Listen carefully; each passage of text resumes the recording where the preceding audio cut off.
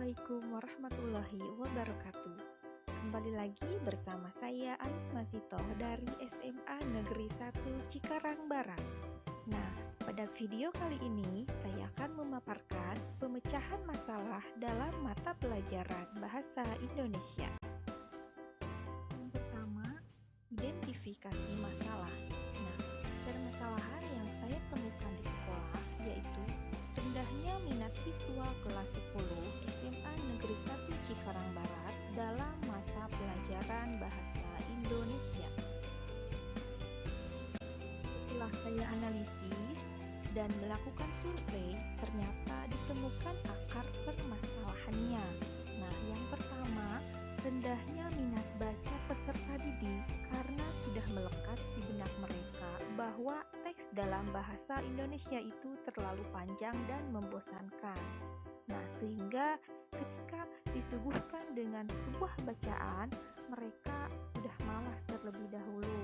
Sehingga di sini, meskipun mereka membaca, tetapi membacanya hanya sekilas saja. Nah, menimbulkan peserta didik tidak memahami isi dari teks tersebut karena tadi membacanya hanya sekilas saja, bukan membaca sepenuh hati dengan keseriusan sehingga dapat memahami isi bacaan. Yang kedua, sebagian peserta didik menganggap bahwa pelajaran bahasa Indonesia itu tidak penting. Nah, di sini peserta didik cenderung lebih menyukai mata pelajaran di bidang eksak karena mereka pikir mata pelajaran di bidang eksak itu sangat berpengaruh terhadap masa depan mereka. Misalnya ketika mau masuk ke perguruan tinggi. Nah, ketika mereka menguasai bidang eksak, maka di pikiran mereka posisinya itu sudah aman dibanding mereka yang memfokuskan dalam bidang kebahasaan.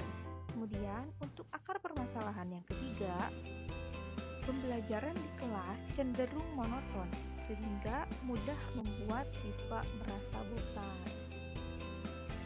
Setelah diketahui akar penyebab permasalahan, kemudian saya mencoba untuk mencarikan solusi dari permasalahan tersebut. Nah, solusi yang pertama, di sini guru harus lebih selektif dalam memilih model pembelajaran sehingga dapat membangun suasana kelas yang lebih menyenangkan.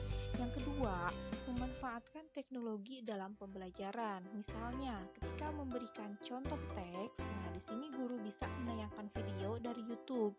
Atau ketika mau latihan soal, maka guru menggunakan aplikasi yang berbasis permainan. Nah, seperti Quizzes. Di sini kuisnya itu seperti sedang permainan. Jadi ini tentu akan membuat siswa merasa senang meskipun itu sebenarnya adalah latihan soal.